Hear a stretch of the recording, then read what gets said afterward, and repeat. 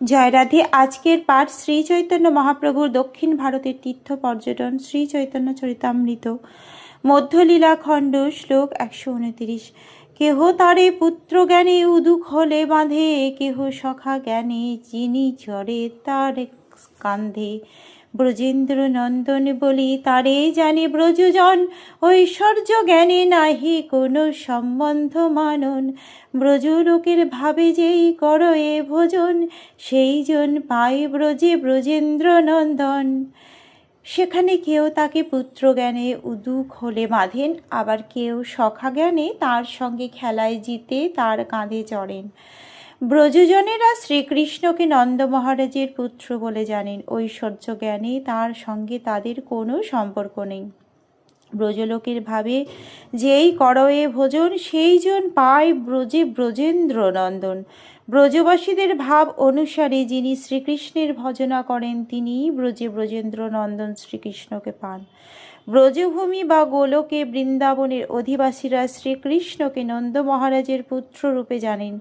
তারা তাকে পরম ঐশ্বর্যশালী পরমেশ্বর বলে জানেন না। ব্রজবাসীদের দাস্য, সূক্ষ্ম, বাৎসল্য ও মধুর এই 4 প্রকারের কোনো ভাব গ্রহণ করে যিনি পরম তত্ত্বকে ভজনা করেন, তিনি চরম অবস্থায় ব্রজে ব্রজেন্দ্র নন্দন শ্রীকৃষ্ণকে প্রাপ্ত হন। নায়ং সুখাপ ভগবান দেহিনাং গোপিকাসুত, গানিনাং চাত্তভূতানাং যথা ভক্তি মদামিহ। পরমেশ্বর ভগবান যশোদাপুত্র শ্রীকৃষ্ণ রাগানুরাগ ভক্তিপরায়ণ ভক্তদের কাছেই সুলভ। মনোধর্মী, জ্ঞানী, ব্রত ও তপস্যাপরায়ণ আত্মারামের কাছে তেমন সুলভ নন। শ্রুতিগণ গোপীগণের অনুগত হইয়া ব্রজেশ্বরী সুত ভজে গোপীভাব লইয়া। শ্রুতিগণ গোপীদের অনুগত হয়ে গোপীভাব অবলম্বন করে যশোদানন্দন শ্রীকৃষ্ণের ভজনা করেছিলেন। শ্রুতিগণ শ্রীকৃষ্ণের রাসমণ্ডলে প্রবেশ করার চেষ্টা করে যখন সফল হলেন না এবং হৃদগত গোপীভাব নিয়েও যখন প্রবেশ করতে পারলেন না, তখন বাহ্যে গোপী দেহ ও অন্তরে গোপীভাব গ্রহণ করে গোপীদের অনুগত হয়ে শ্রীকৃষ্ণের রাসে প্রবিষ্ট হয়েছিলেন। বাহ্যান্তরে গোপীদেহ ব্রজে যবে পাইল, সেই দেহেও কৃষ্ণ সঙ্গে রাসক্রীড়া কইল। গোপ জাতি কৃষ্ণ গোপী প্রেয়সী তাহার, দেবী বা অন্য শ্রী কৃষ্ণ না করে অঙ্গীকার। লক্ষ্মী চাহে সেই দেহে কৃষ্ণের সঙ্গম, গোপিকা অনুজ্ঞা হইয়া না কইল ভজন।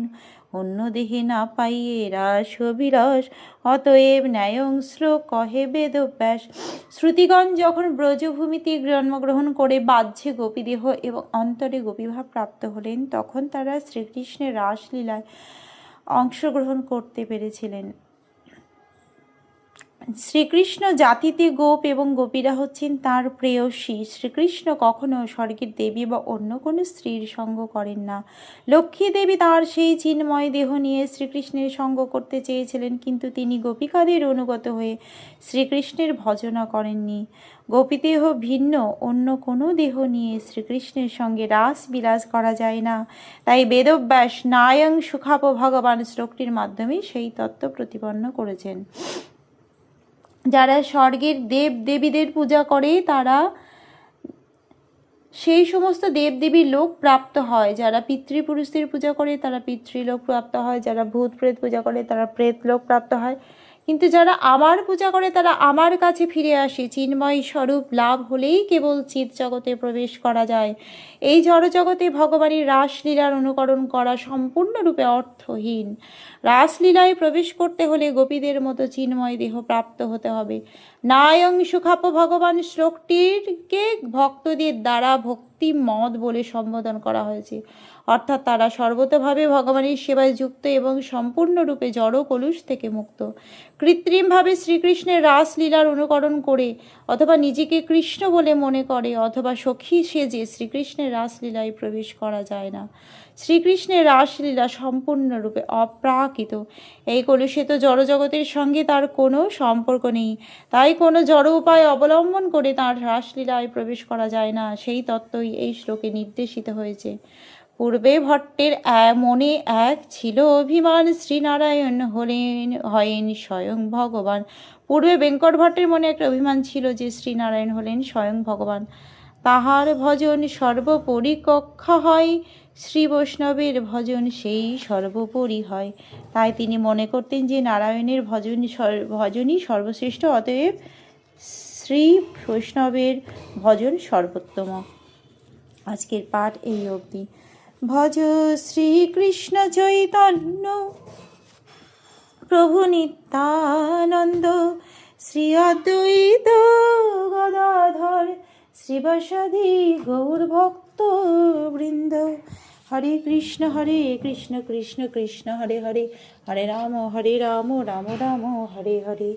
জয় রাধে জয় রাধে জয় রাধে জয় রাধে।